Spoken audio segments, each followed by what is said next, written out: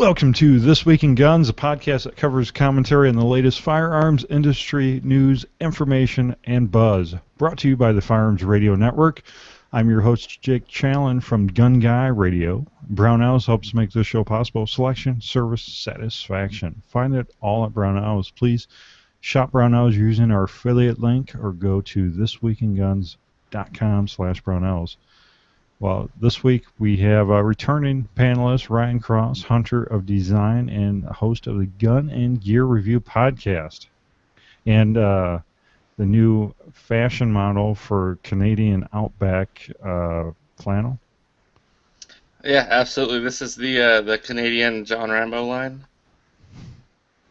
Nice. So yeah, you got the lumberjack red and black checkered shirt with ammo strung around your neck. So gotta represent.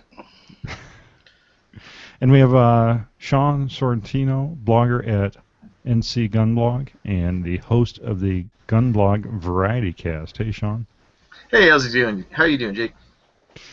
It's going great. Yeah, so you recently launched a podcast there. You're on, what, episode 8 now? Episode 8, working on episode 9. Going to record the final bit for episode 9 tomorrow. It'll be out Sunday night. Very cool. So you're on iTunes or you're on any other platforms? We're on Stitcher and iTunes. Awesome. Very cool.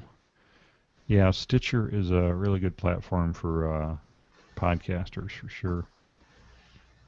Well, let's get right into the top stories. I don't think we have any announcements this week. So, top stories starts off with concealed carrying Democrat lawmaker exchanges gunfire with armed robbers. This happened in Pennsylvania. Representative Marty Flynn and a fellow state congressman were accosted by a group that were trying to rob them after, I think they were walking back from the Capitol one evening about 11 p.m. And yeah, they demanded their wallets, and instead Flynn pulled out a handgun and opened fire on the group. So, Sean, you've been following this over on your blog? I haven't really been following this particular story. I've heard it, obviously. I mostly cover North Carolina. But it turns out that I happen to know somebody mentioned in the story. They somewhere in the story here it says that Bizarro received an AQ rating from the NRA and a B rating from the Firearms Owners Against Crime. Well, it just so happens I know the chairman of Firearms Owners Against Crime. So I sent him an email and I asked him, what do you know about these guys? And Kim Stolfer, the chairman, told me that he has no idea where the newspaper came up with this ratings that they've got, because that's not something he gave them. He said the shooter, Flynn, is a good ally of gun owners, and they are supporting him for re-election. Bizarro, on the other hand, is not a very good bet, and they're supporting his opponent, Lofgren. And if you live in Pennsylvania Assembly District 3, which is Erie and Edinburgh, Pennsylvania, vote for Lofgren. And in any case, if you live in Pennsylvania and you're a gun owner, you should be a member of Firearms Owners Against Crime. So, Ryan, did you see this pop up on the social media this week? I saw it popping up on Facebook and places. Yeah, of course I did. It's just another example of a good guy stopping another bad guy with a gun. Who would have thought it? Yeah, and a pro-gun Democrat, nonetheless. They do exist. They do exist. Fairly rare, especially this time of year. But yeah. I'm hoping this pushes Bizarro in the right direction, but it would probably be better if Lofgren won. But if he doesn't, hopefully Bizarro has learned his lesson.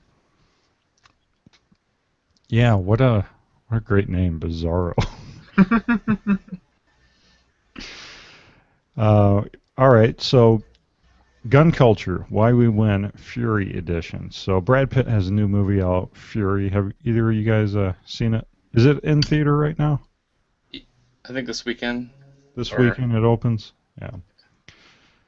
So, Brad was talking to Radio Times Magazine in a recent interview, and he was talking about how he grew up with guns, how it was a rite of passage where he grew up.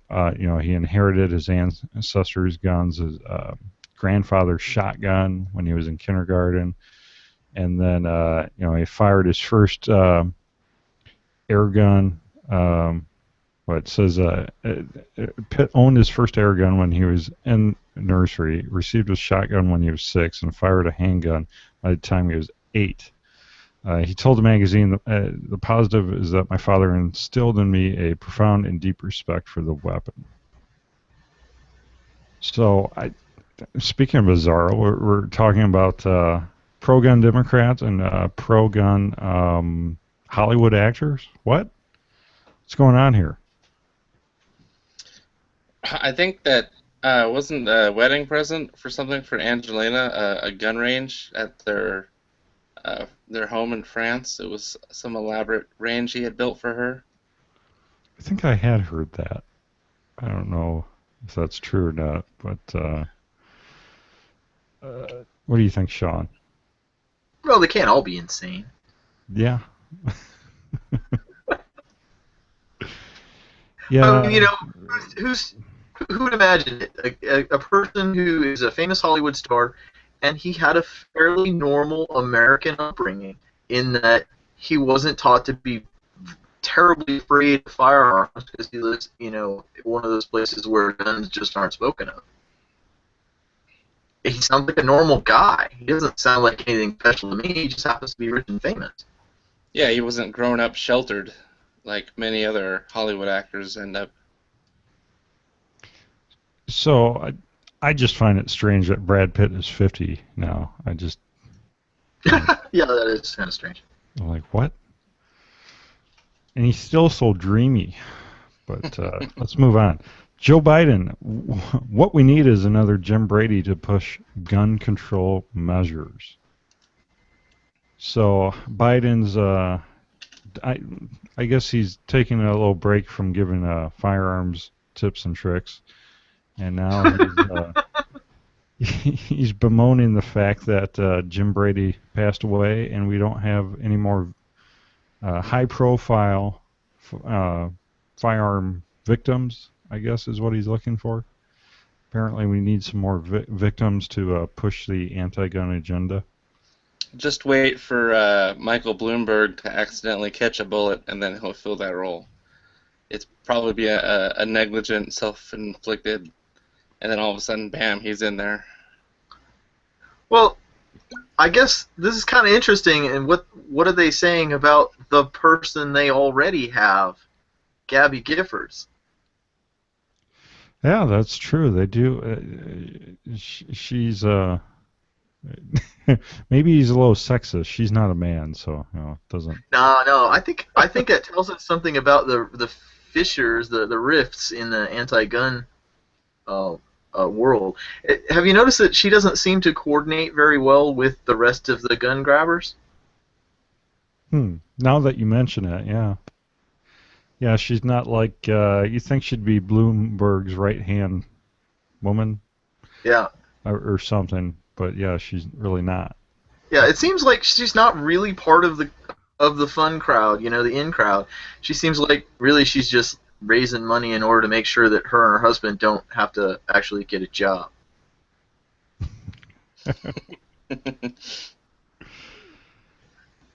I noticed that when they came through, that was one of the things that I was involved with.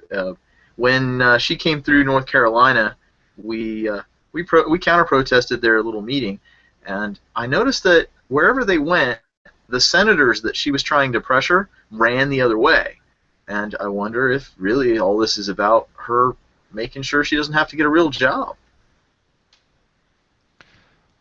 Well, I think that's the case for a lot of positions in Washington. They have to make themselves I don't know, relevant to keep receiving funds for really the made up stuff they're doing. Yeah. So now on to the real news. The Glock family feud. So it has escalated with the ex-wife filing a RICO suit. Or is that her name, RICO? I'm confused here. No, that's the abbreviation for the suit. RICO suit is a Racketeer Influenced Corrupt Organizations Act. That's it. Okay. So they're seeking $500 million plus unspecified punitive damages and attorney's fees. When I first saw this article, I'm like, man, Glock got divorced? I didn't realize that because he's got like a hot young wife, but no, this is apparently his first wife, I'm guessing. Yeah, Helga. Helga, yeah. It says they built the company together beginning in the early 60s, which was probably... What did they originally do? They were like... it was like curtain hangers, or what was it? That Glock... I don't know, something along those lines. It was plastics. Window treatments, or... Curtain rods, I know, had something to do with it. And then in the late 70s and 80s, they developed the Glock safe action pistol. But yeah, there's all kinds of allegations in this, from shell corporations hiding money in offshore accounts, just crazy stuff. It says they've been divorced for nearly 50 years. No, they were married for 50 years. They got divorced in 2011. Oh, okay. I read that backwards. Yeah. Then Glock, he decided he needed an upgrade. I gotta find that picture of him and his new wife. Yeah. The one you look at and you go, that's his daughter, right? I hope. That's his granddaughter, right? Maybe. Yeah, Brian, what do you think? Glock, is he gonna come out of this, or is this gonna take... I don't think it'll affect the company as much as far as the products coming out, especially Glock USA. It usually happens with every old family that is the primary stockholders in the company. So, it's just she's trying to make sure she's getting what she's owed, and he's trying to make sure that he gets as much as he can. His current wife was actually his nurse when he started to get a little ill, and he developed that relationship with the nurse more and more to where she started to kind of prevent the other family members from seeing him, and then before he knew it, they tied the knot. Interesting. True love, I'm sure. Yeah. So yeah, so this is filed in Georgia. So I wonder how much, like, if this goes down, is this going to affect the whole company or just the American part of it? I'm not sure. It is pretty interesting if you read the list of colorful allegations against Gaston, one of which is employing strippers from Atlanta's now defunct Gold Club to represent Glock at trade shows and accompany executives on their company jet. So if you were ever at a SHOT Show at the Glock booth and wondering, man, these booth babes seem really like they know what they're doing, well, they were probably strippers. There's no question about that. Everybody knows. That wasn't even a secret. What's the book, the Glock book that was put out by the guy who writes for Bloomberg News? So they cover that pretty well. The ladies that they hauled in there, and the one that was particularly well known, she was a stripper. They brought her in. They taught her to shoot. Everybody thought she was from some like 3-letter agency because she never told anybody anything. And she was really good at what she did. She shot really well. So they assumed that she was like a secret agent or something. Oh, she was really good at shooting? That's what you're saying?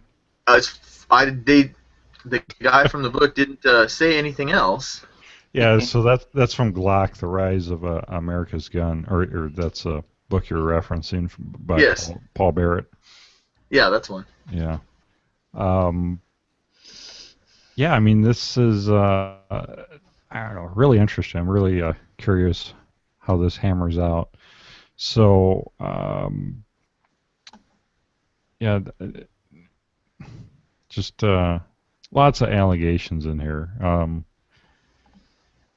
from fraudulent invoices and funneling money away, and which, Glock, out of all the gun companies, they also have the reputation of doing business differently and taking a fairly hard-nosed line on their brand and their use of their brand. So, and then have you guys seen that Glock's son has like a clothing line, an outdoor clothing line? No, I haven't. What's the name of it? I think it's like Gaston. Doesn't it have the same name? What is it? It's Gaston J. Glock Style is what it is. Gaston Glock Style. It's I'll paste that in the show notes.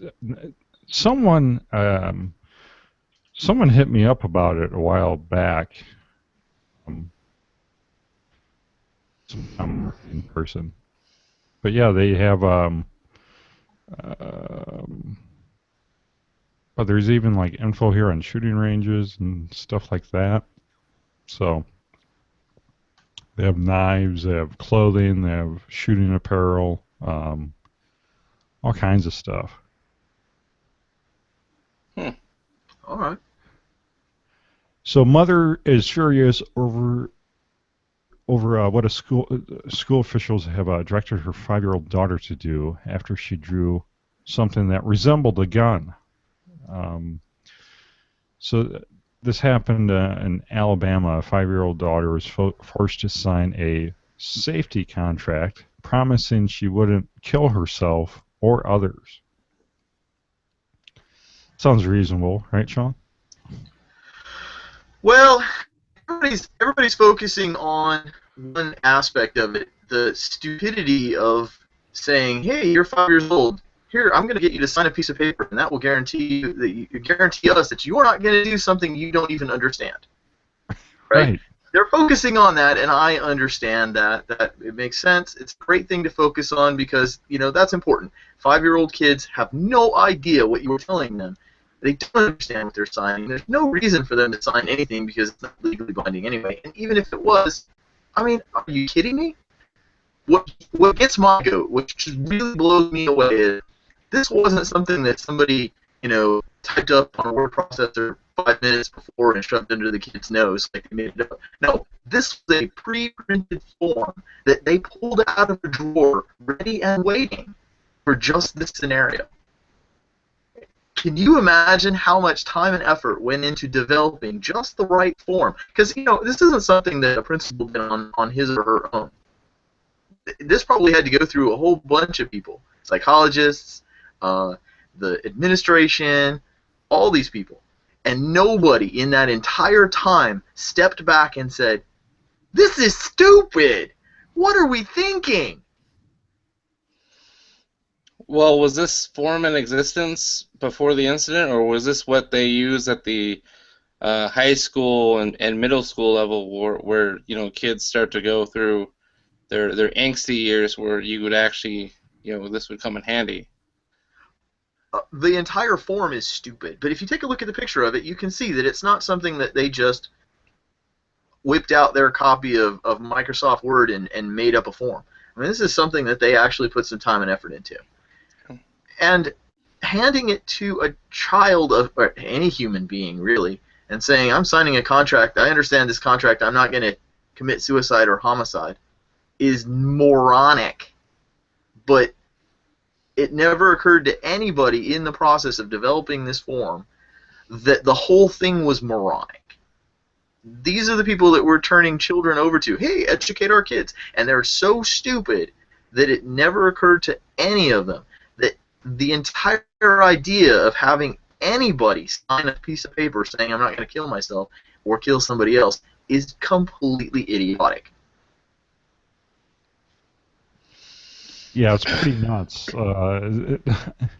So it doesn't say what she drew. I mean, it doesn't really matter, but it says, according to them, she also pointed a crayon at another student and said, pew pew. So, Well, at least it wasn't a Pop-Tart. I, Then we would have a problem. yeah, I don't know. I mean, but she didn't point the crayon at herself and say pew pew, so that would be. The zero tolerance is just getting a little bit too far. Oh, not a little bit, way too far.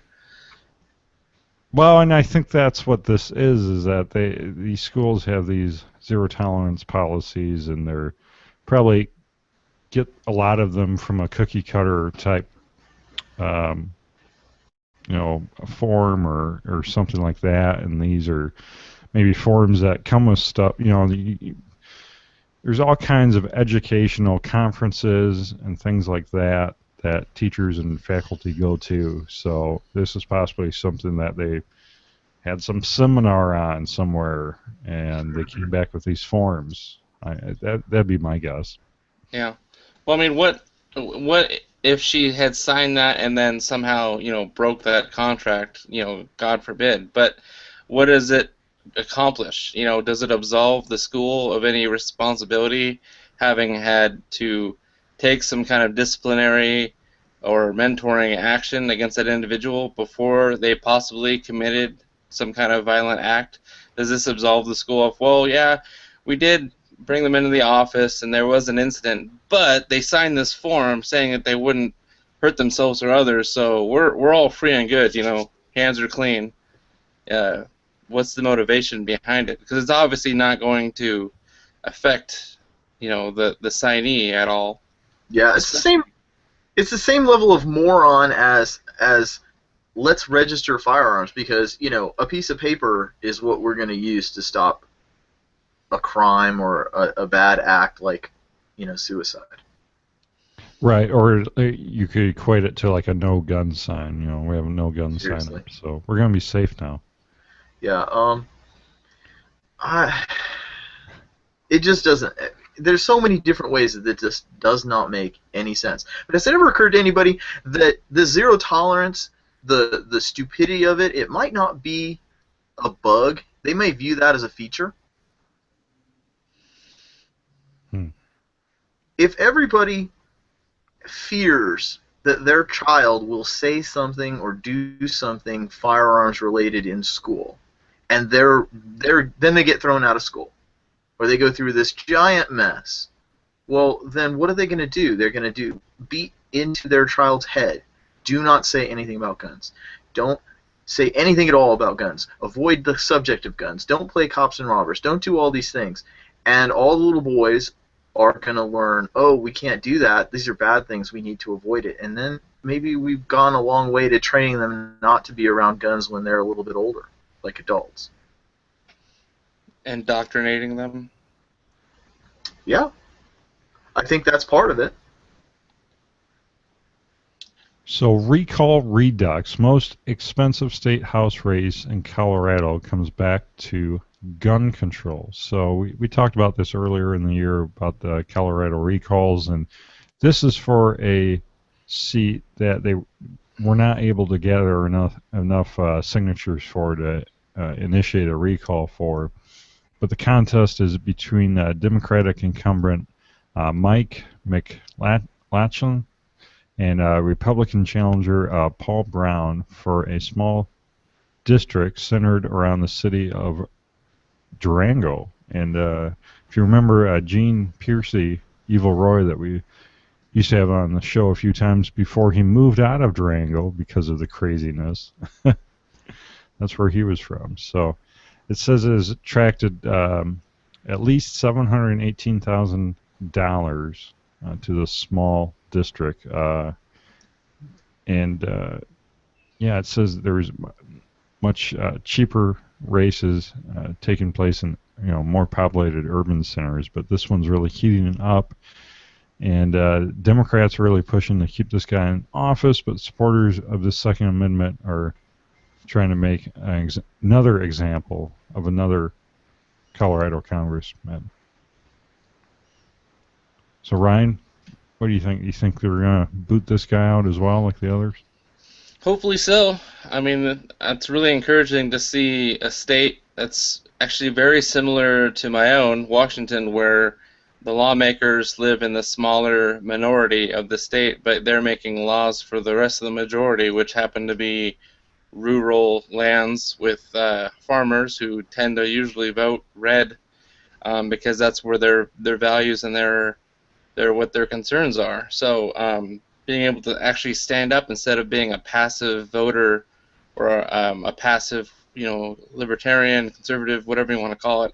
If you're tired of the Democrats getting majority and pushing around your state and making laws that are basically against you and your interests, stand up and do something about it. And this is the democratic process happening. The whole balance that's supposed to happen is there's someone you don't like, get a majority of voters and kick them out. So,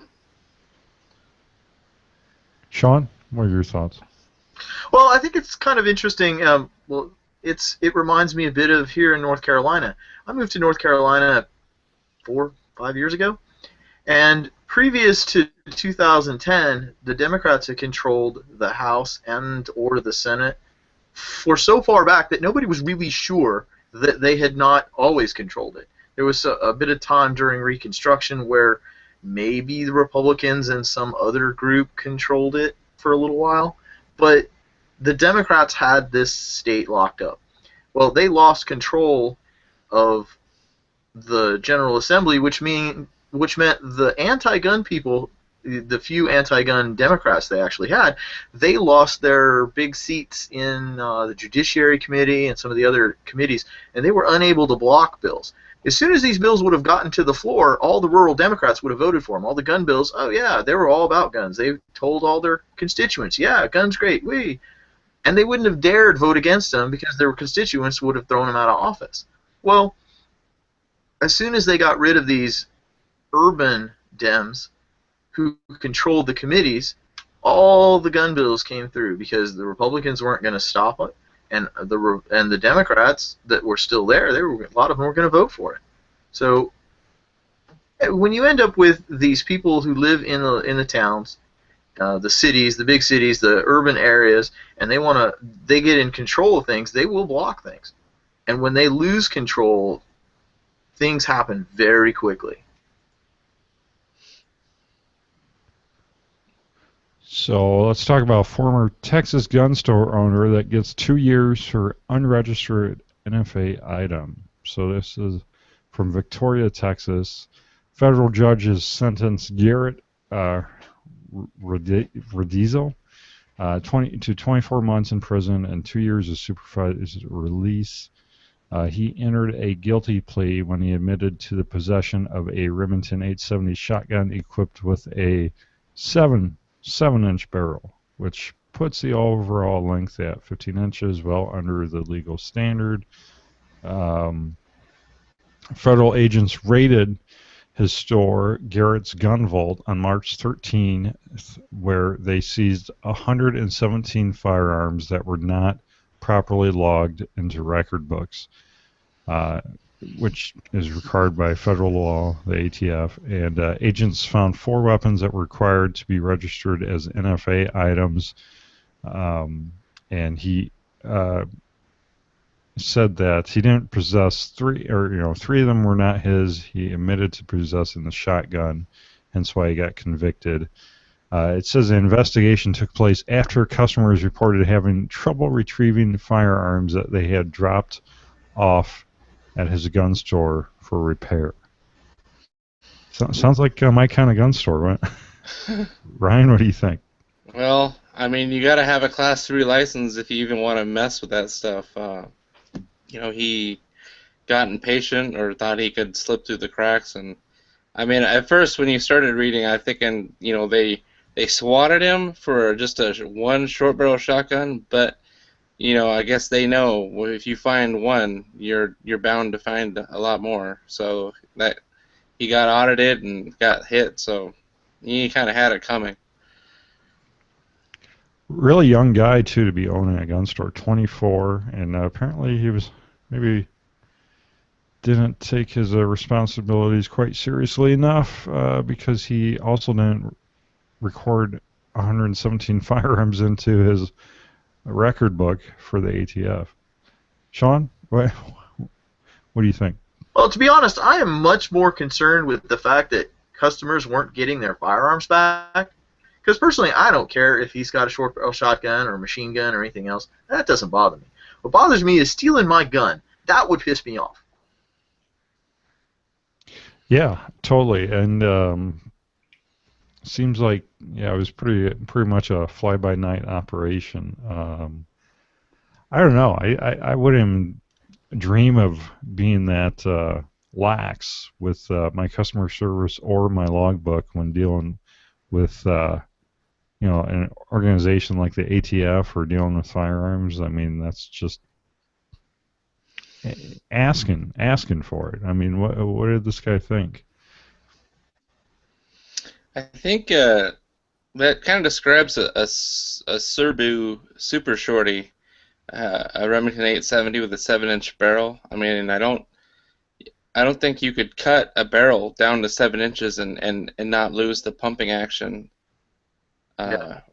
So he probably had one of these Super Shorties and didn't have it registered as an AOW. That's a good point. So, attorney seeks to overturn federal machine gun ban on constitutional grounds, and he's trying to raise funds to do it via a crowdfunding site. He's trying to raise, was it 100? Oops. Autoplay video. 50,000. 50,000. He's at 31,165. So, Sean, what can you tell us about what he's trying to help overturn here? Well, I'm with him in spirit. I'd really like that overturned. But what are you thinking, man? Stop skipping steps. There's a plan. It's being worked. You've got to lay the groundwork before you start building the house on top of it. You got to have your foundation before you start building the roof, don't you? So he's going for the, let's overturn the machine gun ban, which he's not going to get a great deal of traction with. And we've got much more important things to deal with. We still got to get in front of the Supreme Court a case that says that we can carry a firearm outside the house, and that is a constitutional right. Because all we've got is the little bit of the dicta in Heller that says, yeah, that's cool. We don't have something that says your state law is overturned because they have a right to carry a firearm outside the house. That's what we need. We don't need somebody messing up obviously machine guns are not under the Second Amendment because that's what he's going to end up getting. Yeah, there were no full auto muskets back in the day, so yeah. I agree. I mean, the way that the other side have beaten us in courts is just incrementalism. As far as you start outlawing small things, and gun owners don't really take a stand or notice, and then before you know it, you're set 20 years back because they've just started taking inch by inch by inch. Going for I want machine guns legal is going for the whole jalopy where it needs to start smaller. I mean, there's also another movement where they're trying to get suppressors moved from the NFA list, which I can get behind absolutely because they're regulating those as firearms, but they're not. They're tubes with baffles in them. So by definition alone, and then the same thing you can say about SBRs and triple rifles is it's not a pistol, it's not a rifle, and just the nomenclature. I think you start small, start with those steps before you start with the machine gun thing, because the media is going to play that up, and before you know it, crazed politician wants machine guns to be in schools is going to be the headlines, and that's not going to be a winning battle. Right. I like the idea of moving the Overton window, moving the frame of what's considered reasonable discussion. And that's great, if that's all he's really doing is getting it out there, hey, let's have this discussion, that's fine. My concern is Alan Gura has a plan. His plan is to follow the litigation structure of the First Amendment litigation that happened probably before I was born. And it was a little piece here, prove this, now we prove that, then we prove the next thing, and each time we go to the Supreme Court, we get a new piece that will prevent all these bad things from happening to us legislatively ever again. They didn't go in and say, hey, the Seventh-day Adventists or whoever it is that rings your doorbell have a right to ring your doorbell. They didn't start there. They started much smaller and broke off little pieces at a time until they got to the point where the First Amendment did not mean to normal people 100 years ago what it means now. Now, it's amazing what you have to do in order to say, hey, you can't say that in this country. And that wasn't that way 100 years ago. It's all due to that very careful incremental approach, and that's what Alan Gura is trying to do with the Second Amendment. So let's let him run with it. So, unless you're trying to say pew pew in a kindergarten classroom. Yeah, apparently that's true. So, what I want to know is what qualifications does this attorney have other than he launched a crowdfunding site or campaign on the site to do this? I mean, yeah. Is he just trying to create a job for himself? Kind of like we were talking about earlier? I mean... Yeah, maybe.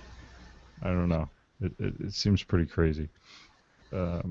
Maybe I'll start a crowdfunding page to do, I don't know, run for president or, I mean, what's next? Yeah, I want to see in the pledges, if you pledge over $100, and I'm successful, you're entered in a lottery to win like a M11 or M16. What do I get out of it besides my rights back? Yeah, forget my rights. I want a gun. Exactly. All right, we're running up a little bit on our time here, so I'm going to skip down a few stories. As always, you can find all the show notes at thisweekinguns.com/089. There's always more news stories than we can cover.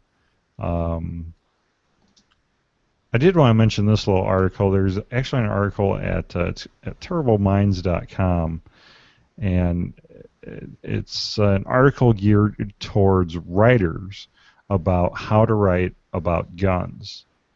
And I think it has some good advice sprinkled in here, such as if you're going to write about guns, you should actually go to the range and shoot some guns. I'm sure we've all read books or seen, films or, some sort of medium that was based on writing that had completely unrealistic or just false, gun handling, gun myths, gun, just how guns operate, just blatantly wrong in some things I've read. I'm sure Ryan, you've probably, and Sean, have probably noticed this in reading different books over the years. Yeah. Well, it's very important when you're writing about guns to make sure that you say that they took the safety off on their Glock. It is, and if you're put the clip in their revolver. Yeah, if you're filming the pilot for The Walking Dead, it's take that safety off the Glock. Racked my slide on my Colt Python. I think that something to think about is when they got like a handful of liberal young people, or between their 20s and late 30s, that they are self-proclaimed liberals. They all look like hipsters to me, but when they brought them to a gun range and they let them shoot guns for the first time, so they kind of did an interview process. What do you think about guns? And they, all the answers were typically the same. I don't think they're necessary. They're dangerous. They're only tools for violence. And then they actually let them shoot through, some shotguns, some pistols, and whatnot. and then they did a post interview, and most of their opinions were actually changed as far as like, man, that was fun. They're smiling, grinning ear to ear. A couple of them are trying to save face, saying, I enjoyed it. It wasn't what I expected, but I still don't think, that I think we need more laws and so on. But if you had asked that group of liberals to write a short book about guns, it would come out much, much different than if you had asked them to write a book about guns after they had had their first range experience. Mm-hmm. Yeah, it would. It's like asking me to write a story on something I know nothing about, that I might politically have some kind of agenda against.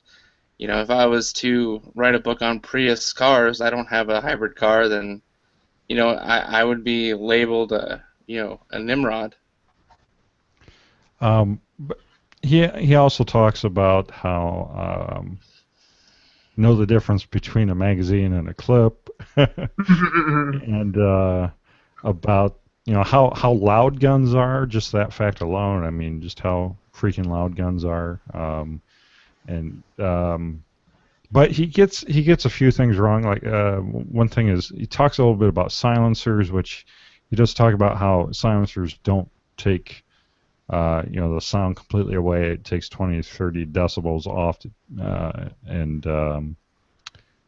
but then he says it puts it somewhere between 150 and 200 decibels, which isn't correct. But then he says they're also illegal in the U.S. So I think he meant to say they're frequently legal.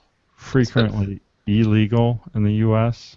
I think he meant legal because they are much. There's more pro-suppressor states than anti. There are, but it says illegal, not legal. So. Well, for the most part, for most people, yes, it's illegal for you to have one. It's possible, but it's not like going and buying a gun. It's not like it's not like going and buying a pocket knife. It's a pain in the butt to get one. So it's frequently, if somebody has a silencer, it's not legal in the movies, in the books. These are bad guys going and doing bad things. They're not stopping to get the NFA sign off from the Clio. One of the comments on the bottom of the article says, "Read websites written by NRA psycho gun nuts. It's an education, and I don't mean in politics. They really know their stuff and bring up topics that can affect the situation of the story." So apparently we provide writers with some good material. I'm glad we're useful for something. Yeah, he kind of writes this tongue-in-cheek as well, so he's a pretty good writer actually, and so I just thought it was interesting that it's an article about gun nomenclature geared towards writers, and he covers a lot of stuff. I mean, he covers hollow points, covers physics, covers precision shooting, lots of different stuff. So I just found it really interesting. So let's talk about another brazen lie. Excuse me, another brazen lie from Moms Demand Action, or as last week we named them Moms Demand Attention, about a loophole, another loophole that, Sean, didn't you talk about this in your latest show, some of these ads that Moms Demand Action? Yeah, Weird Beard, who's the This Week in Anti-Gun Nuttery contributor, he's forever looking at their ads, and they're yeah. They wouldn't know the truth if it walked up and bit them on the bottom. Yeah, what's interesting for me about this is not the obvious to anyone paying attention fact that the Moms Demand Illegal Mayors for Every Town, a wholly owned subsidiary of Michael Bloomberg Incorporated, doesn't know what the law is as is written. What's interesting is that even the MetroCon Fortnightly has started mocking their ignorance. So this is pertaining to a story about a murder that took place that, well, I'll read this from the list, or from the article. It was about how this guy was able to buy a handgun from a stranger online at armslist.com with no questions asked. And then less than 2 weeks later, he traveled to Chicago to murder his ex-girlfriend, who he had been stalking. And he shot her a dozen times. And then this article kind of breaks it down. I think you guys did too on your show about how, this guy was already breaking several federal laws, and making more laws was going to stop him? Yeah, like that's going to change anything. It was pretty obvious to everybody who actually looked at it. The guy knew he was breaking the law. The person that was selling the gun to him knew he was breaking the law. And so, if we made a law that said you had to go talk to your sheriff and get him to sign off on the transfer, like they do in Pennsylvania, how would that have changed anything? They weren't going to do it. Well, yeah, or have to take it to an FFL or whatnot. I mean, I'm in Illinois, so, thank God they closed the Illinois gun show loophole this January. So, it's amazing. I mean, the murder rate in Chicago starting January 1st dropped to 0, and no one's died in Chicago all year. I mean, wait, maybe that's not quite true. There's all those guns flooding across the borders from Indiana. Yeah, Indiana and Wisconsin. That's the reason we have all the gun crime in Chicago. And here's my question. If these guns come into Chicago and cause all these murders, what's different about the other side of the border in Indiana? The same guns that are coming in from Indiana aren't murdering anybody along the way. Why is that? Well, when they get so far from home, they get lonely and depressed. And might be that. I want to pose the obvious question: why did he have to come to Washington to get a gun and then go to Chicago? I mean, surely he could have found a gun underneath a garden planter in Chicago, or tucked in a mailbox, or in someone's garbage. I mean, there's a lot more illegal guns to have for probably less than what he paid here in Washington for his gun. I know, and all that travel, and he had to pay a homeless guy to buy him ammo. I mean, come on. Yeah, I'd have to go through the TSA. Gosh, that guy. He had some common sense problem-solving issues. Where did he buy the ammo at? Ryan, do you guys have to show ID to buy ammo? Nope, thank God, and I hope they keep it that way. So, did he buy it in Illinois? Is that why he had to pay a homeless guy? I'm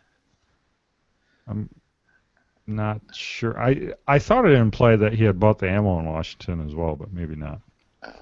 Well, the thing is that they're trying to do a couple different things with this article, and they're really trying to get Arms List shut down. They see it as lawless, and the Silk Road, the black market of gun sales. Right. When you sign up for an account, you hit, you go through user agreement and you click I agree, saying I am, legally okay to sell this gun. I'm legally okay to buy guns. So every time he clicked yes, no, whatever, he agreed. It's no different than, if I beat someone to death with my iPhone, you can't hold Apple accountable. I signed it. I clicked yes if that was in their term of agreement, not to bludgeon somebody with their device, but that you can't blame the service for someone who wants to abuse it. Same thing if Auto Trader or one of those online cars sales. If I bought a car from some private dealer and then ran my girlfriend over, vehicular manslaughter, do you hold Auto Trader accountable? I mean, and I know we draw parallels between firearms and car sales so much that they're probably tired of hearing it, but it makes sense to me. No, but they try. I mean, they've done it with cigarettes. They've held cigarette companies liable for deaths and stuff. So I think that's the kind of mindset they're coming at this from. Arms list. It's funny when I typed it into Google and went to their site, and as soon as you get to the site, it pops up an agreement. It says, I am 18 years of age or older. I understand that Arms List does not become involved in transactions between parties and does not certify, investigate, or in any other way guarantee the legal capacity of any party to transact. And that there's three other parts of the agreement too, and then you have to say I agree or I do not agree. What happens if I say I do not agree? Yeah. Oh, it kicks me out back to Google. Yeah. Yeah, you were right. He did buy the ammo in Spokane. So he paid a homeless man in Spokane to buy bullets since he could not legally purchase them. What? Now, this is a very Canadian way to deal with things, because he assumed, I guess, being Canadian, that since it was illegal for him to do so, that somebody at the store would say, excuse me, sir, may I see your driver's license? You have to prove to me that you can buy it. Instead of the American assumption, which is, well, unless they tackle me and pull my wallet out, I'm not showing them nothing.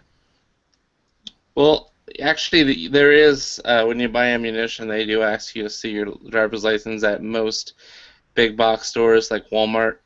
I think you might be able to go to a mom and pop shop and them not ask to see your driver's license. Well, unless you're obviously under the age of 21 and buying handgun ammunition, then I don't recall it being, well, I mean, Walmart, they ask you if you're over 21. Yeah. But what was he afraid that he was going to say oot or a boot or a, and then the guy was going to say, you're a Canadian, you can't have ammunition, so he goes to like the homeless dude in Spokane? You got any 30 oot 6? Yeah, there you go, right there, that was it. Just lost all 10 of our Canadian listeners. All right, well, and now you can contribute to the Firearms Radio Network and This Week in Guns by shopping Amazon. You can't buy ammo on Amazon. That's the only downfall. But you can buy Canadian bacon, maybe?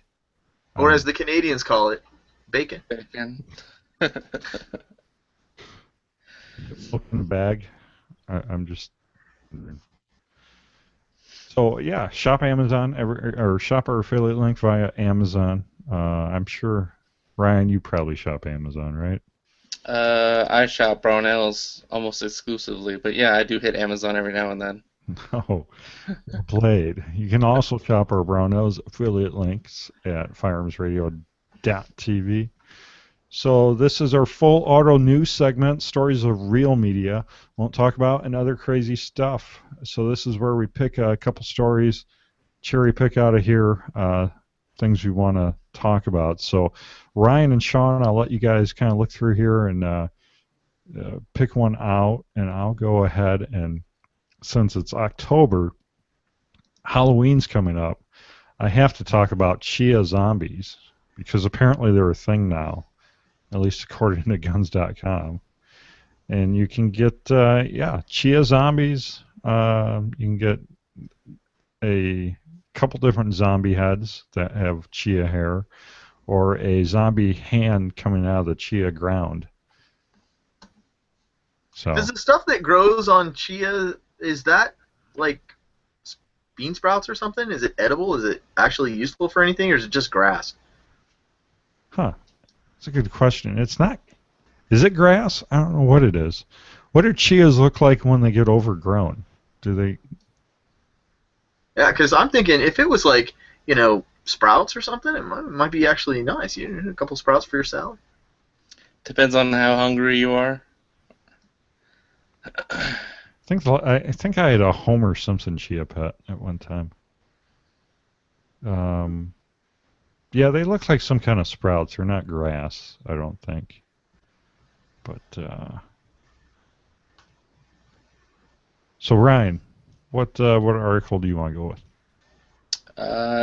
Being that I am not 20 feet from my fishing boat, I'm gonna go with the Castaic Lake so shallow that a fisherman finds a agent's gun and badge lost 22 years ago. Yeah, an ATF agent lost his gun on a fishing trip. Oh boy, that's funny. His gun and his badge. And his badge and his wallet. And is that a like pager from the 90s? Yeah, that was one of the funny parts of the story. It says, yeah, we knew it'd been there a while when we saw an old pager. Like, oh yeah, wow. So that's kind of suspect to lose all that in the drink. Was he working some kind of undercover sting on a crime lord's fishing boat, and he thought his cover was busted, so he started to throw everything overboard? It was all in his backpack, so I guess the whole backpack fell over. Well, that makes sense. What kind of gun is that? Can you guys tell? It looks like a Beretta, doesn't it? Yeah. Well, either that or a SIG. Based on the day or the time, I would say Beretta. It didn't fare too well, did it? If it was a Glock, it'd be brand new looking. Pristine. Yeah. Pristine. Be able to pick it up and shoot it. Yeah, it's interesting. Castaic Lake down 151 feet. That's pretty low. That's crazy, isn't it? 151 feet down. Yeah, I'm originally from Los Angeles. I don't know if I've ever been to Castaic Lake, but 151 feet down on a lake. There's lakes that aren't 151 feet deep. So, I mean, I think this is an important lesson to any of us that are planning in a worst case scenario to lose our guns on a fishing expedition. They might turn up, or they might go look. They might go looking in that lake a few years down the road when it's down 150 feet and not find them. Yeah, you really got to go bird watching on a volcano's edge. That's the only way to do it.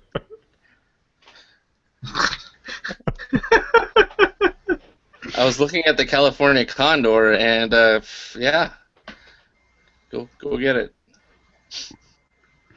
All right, Sean, what do you pick? Oh well, definitely the creepy clowns. That's right. So California police are looking for some creepy clowns. Peter Palma's not on the show, and he's been missing in action. So maybe he took to dressing up as circus characters. I don't know. Yeah. Trust me. Terrorizing the populace. I don't know. He would never do anything like that. Yeah, if I have some clown coming up on me with a knife, I am going to shoot first and sift the remains for positive ID later. Well, it's not just knife. People are reporting clowns with guns too. Yep. I watch these guys. They're saying something about, well, it's like those prank shows, and I'm seeing some of these things on the prank shows, and I'm hoping these things are staged, because if that happened to me, somebody'd catch a bullet. That is completely insane. How can you justify? I mean, you're breaking the law. If you're putting somebody in reasonable fear of death or serious bodily injury, even if they don't have a gun, you've broken the law. Somehow, you can go to jail for that. And it was just a prank. No, that's not a prank. If you really scare somebody and they really think they're about to get killed, that's a serious crime. Yeah, I mean, I saw some prank video of a guy dressing up as a Mortal Kombat character in a elevator and scaring people as they ride the elevator. I'm like, man, you're just asking to be shot or something. Yeah.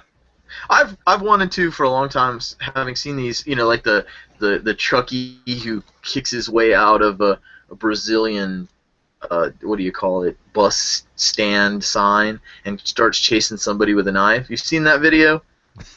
It's nuts. It's like, it was like Chucky from whatever that movie was. And I'm thinking, what would be really funny is somebody who dreams this garbage up and says, hey, this is what we're going to do. And then everybody gets in on it except him. The person that they're going to scare pulls out a gun and shoots Chucky a bunch of times, and Chucky's wearing squibs, and Chucky just like blood everywhere, keels over. Somebody calls 911, and they've got a dead Chucky. And the producer who dreamt this up is like, oh my God, Chucky just got shot. And then at the end, Chucky gets up and goes, haha, joke's on you. Because, you start that stuff, you should not complain when somebody gets you back.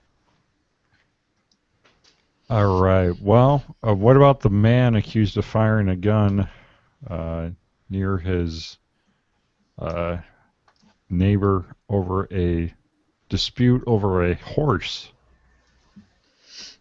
So it's happened in Vermont. Man is accused of being or firing a gun in the direction of a man and his daughter over a dispute of a horse. Says he during the argument they're having, he fired a handgun in the direction of this guy and his daughter. They were both unharmed.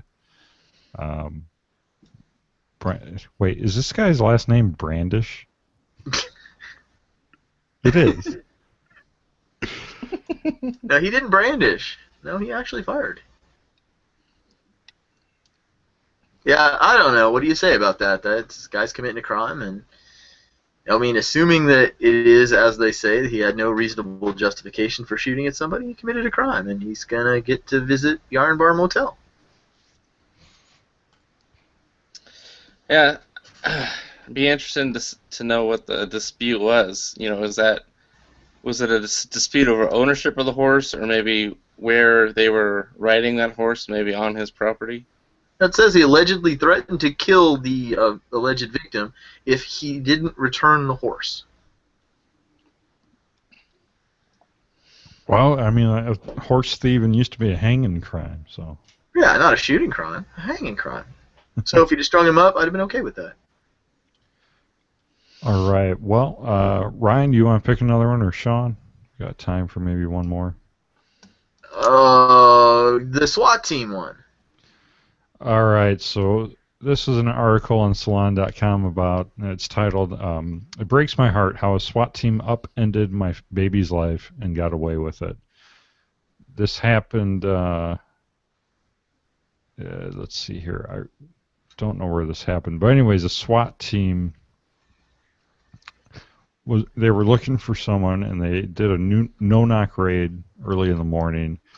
And this family, they were staying with relatives, and the SWAT team made a dynamic entry and tossed in a flashbang, which landed in a baby's crib, and like blew the kid's face apart. They had to sew the 2-year or less than 2 years old at the time. Because he's just almost 2 years old.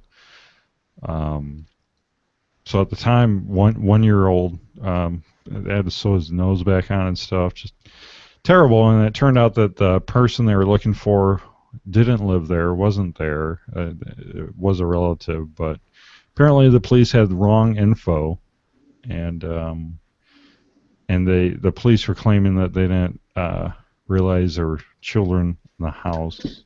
And they are also not paying this family's medical bills. The county's not. They originally said they were going to, but now they're facing, I think, close to $1 million in medical bills now. Mm-hmm. And his family had been working their way towards debt freedom previous to this, and now the husband was also thrown to the ground in the incident, and he's awaiting surgery to fix, I guess, his shoulder from that incident. But this, I don't know, this story really kind of bothered me that the police would, I don't know, use this kind of force, and then the county not owning up to its mistake as well. I don't know. Sean, what do you think? Everybody gets into this militarization of the police thing. Oh, they've got too many weapons. They got too many this, too many that. And that actually doesn't bother me. I don't care if they have machine guns. I don't care if they have tanks.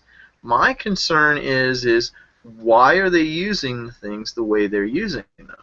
If they have to kick a door in and shoot somebody who is holding someone hostage, then I don't care what they use to do that.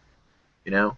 If they've got to kick in a door and go after somebody because he's murdering people inside the building, or he's shooting out of the building and killing other people and they've got to fight him, I don't care how they do that. My concern is that they're doing dynamic entries for things that they have no business even kicking a door in. I mean, knock on the door, or wait till he comes out, or if you know the guy exists, wait till he goes driving to the Stop and Rob to get himself some beer and pull him over for, oh, sir, your tail light's out. Come step back here and let's take, oh, now you're under arrest. There's no reason to kick somebody's door in over drugs. Oh, he might flush it down the toilet. So, there's no reason to throw flashbang grenades at people over they want to poison themselves with stupid chemicals. Yeah, I'm curious if you're doing a no-knock raid, you want the element of surprise, and you use a flash grenade when you do not have the element of surprise, or it's daylight and you need to shock and awe. If it's nighttime and you have reasonable understanding that the people inside are probably sleeping or their guard is down, then shouldn't just I guess my question is, if they get all this militarization stuff, shouldn't they go through some more training to know the responsible way to use it and when?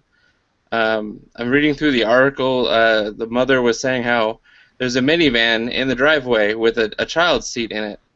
That could have been part of a clue, like, oh, who's inside? But it could have been a stolen van. I've discussed this a couple times with some of my colleagues that have criminal justice backgrounds, and they kind of justified it a little bit. But the fact that the county is not going to compensate at all, I think at first they said that they would help out, but then they kind of turned and changed their mind, so they're not helping at all. I think that is corrupt on their part. I mean, really, this could happen to any of us, because we've seen stories where police do a no-knock raid on the wrong address. Mm-hmm. So, realistically, this could happen. I mean, depending on what your local police force is like and whether or not they function like this. But your life shouldn't hang in the balance based on how carefully they read the search warrant that they got themselves. That's just insane. I mean, us as gun owners, Second Amendment advocates, we're very aware of our personal safety, and we probably think about worst case scenarios in the middle of the night of bad guys breaking in. But what if what if it's not a bad guy breaking in, but a SWAT team at the wrong house? Then what? Yeah, that's happened before. I mean, there's been a knock, not a no-knock raid, but they did knock, and it was at 2, 3 in the morning, and so the occupant of the home answered the door with a gun, and as soon as he opened the door, there was a fight or flight reflex, and they gunned him down, and it turned out they had the wrong house. Yeah. No, I remember that article, so it's pretty freaky. So let's get to the pick of the week segment where we pick a gun, accessory, or gadget to talk about. Ryan, what do you have? I have Advanced Armament Corporation is making threaded pistol barrels now. So if you're a big fan of their suppressors, you can actually get an aftermarket barrel for your Glock. They've got Glock 17, Glock 19, Glock 21s. They even have threaded barrels for M&Ps, full size, and some XDs for Springfield fans. And the price is comparable to Storm Lake. So perhaps you're not a fan of Storm Lake barrels. They're kind of the other well-known aftermarket barrel manufacturer. It's about the same price. So if you're a fan of AAC and you've got some of their suppressors already, you can pick up a barrel for them. And that's available on Brownells is where I found that. And the link on the show notes will be to that Brownells page. Yeah, that'll be an affiliate link if you want to help out the show a little bit. So, Sean, what do you have? Oh, I've got my JM Custom Kydex outside the waistband holster. Took a training class with my brother, and my brother pulls out his iPhone and videotapes me drawing, and points out in the video that as I'm hauling my handgun out of my inside the waistband holster, I'm also pulling my pants up around my armpit. He said, your holster's holding onto the gun too hard. And, perhaps maybe losing a bit of weight would help, but also perhaps having a better holster. And he recommended the JM Custom Kydex OWB holster that he carries. And I got myself one. The guy that ran the place, a really nice guy, took care of me real well. And it's what I've been carrying in ever since. It's a great holster. Yeah, they have a good selection process for picking out the holster you want, and I can get it in pink. And yes, you can get it in funny colors. What's really nice is that he's easy to get a hold of, and he will explain to you why you might wish to pick one thing over another, like a full guard, half guard, no guard. Do you want it canted? How much do you want it canted? Why you would want this or that?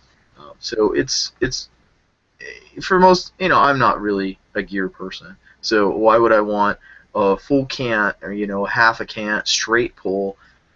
It was very helpful to be able to talk to him and have him say, okay, this is what you're looking at.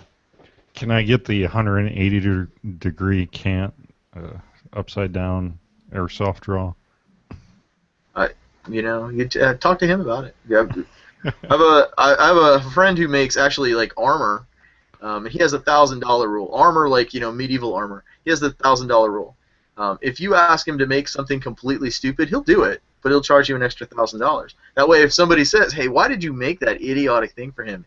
he can always say, "Well, $1,000." So. All right. Well, I've got something simple this week, but practical for maybe possibly a gill bag or maybe everyday carry, but a classic Zippo lighter. So these are been around for I think 80 years now or so. Classic design. They run on lighter fluid rather than butane or something fancy like that. But what's kind of cool about Zippos is that they're serviceable. That you can change out the flints. You can really change out every part of them. And they've been around forever. So finding parts or finding fuel or flints or anything like that for them is not an issue. And made in the USA. Classic, just classic little, really tool is one way to think of it for go bag or everyday carry. So that's my pick of the week. And you can do that cool thing they do in the movies where they just dump gasoline in a house and they're standing outside with a scornful, narrowed-eyed look, and they flip it open and say something clever and toss it in the door. Yes. The Firearms Radio Network does not condone arson. No.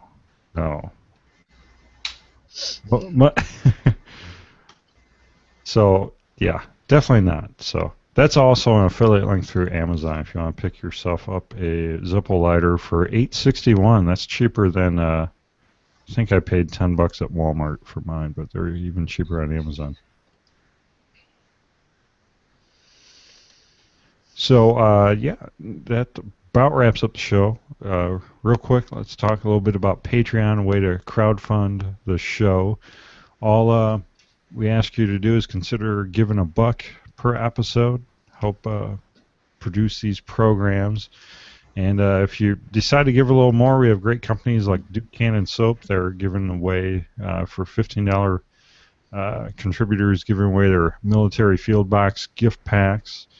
Or like the GunGoddess.com giving out $25 gift cards and a bunch of other swag like the stuff behind me. The MTM case guard giveaways going throughout the end of the month. Giving away 2 MTM case guard zombie ammo cans to any patron that supports the show at thisweekinguns.com/pledge. Or you can get to it at patreon.com/week. So, Sean, why don't you tell us a little bit about the North Carolina Gun Blog? Well, NC Gun Blog started because there was only so much my wife was willing to listen to. And rather than go completely insane or drive my wife to consider alternate husband arrangements, I decided to start a blog and start talking about the things that just really irritated me. And it's been great for my marriage, and hopefully it'll help your marriage. I'm not sure starting a podcast has helped. Now the podcast was a little different. The podcast, which is Gunblog Variety Cast. I started the Gunblog Variety Cast because I kept going on my friend's podcast, Triangle Tactical, and he kept saying, "Well, you need to do your own podcast. You need to do your own podcast. Here, let me loan you this microphone that I haven't been using." And I start recording stuff and playing around, and then sooner or later I'm like, hey, I got a couple of friends who'd be willing to talk, and it spiraled into a podcast. Very cool. Yeah, I checked out episode 8. Very, very, very well done. Good audio quality. Good show. Well, thank you very much. So, Ryan, what's going on over at the Gun and Gear Review podcast? We're actually for October. We're doing some crazy amount of giveaways and promotions. Some aren't actually from us, but we're letting our listeners know when some cool giveaways are available, so they can get on there. Brownells is giving a Glock 42 away, so you go on over to their Facebook and sign up on that. We're giving away some more small stuff, like a Grip Force adapter.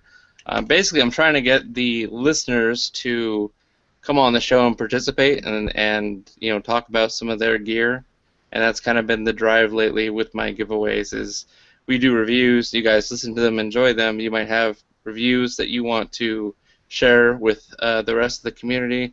Come on the show, we all have fun, and get a chance to educate other consumers. That's what we're all about, is being well-educated gun industry consumers. Very cool. And your guys are also pumping out reviews over at firearmsinsider.tv/reviews. I see their stuff up I haven't even seen yet. Probably mostly mine, just because I have almost a large. I kind of got backed up a little bit, so I've got to get a lot of reviews out every week to kind of free up for things that I want to review. But yeah, it's great if you're thinking about getting an item and you haven't seen a lot of in-depth reviews, especially on the manufacturer's website that might have a little bit more of a biased review. We do unbiased reviews. So if you're interested in a scope or modification to your firearm, like a trigger for your Glock or your Remington 700, you can go to the website and find that review, and then get an actual gun guy's legitimate, unbiased feedback on that, the pros, the cons, and maybe where he got it at a good deal.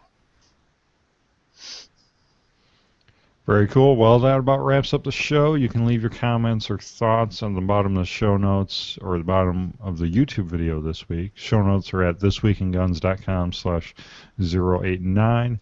You can leave us an iTunes review, and you can contribute by shopping Brownells or our Amazon affiliate links.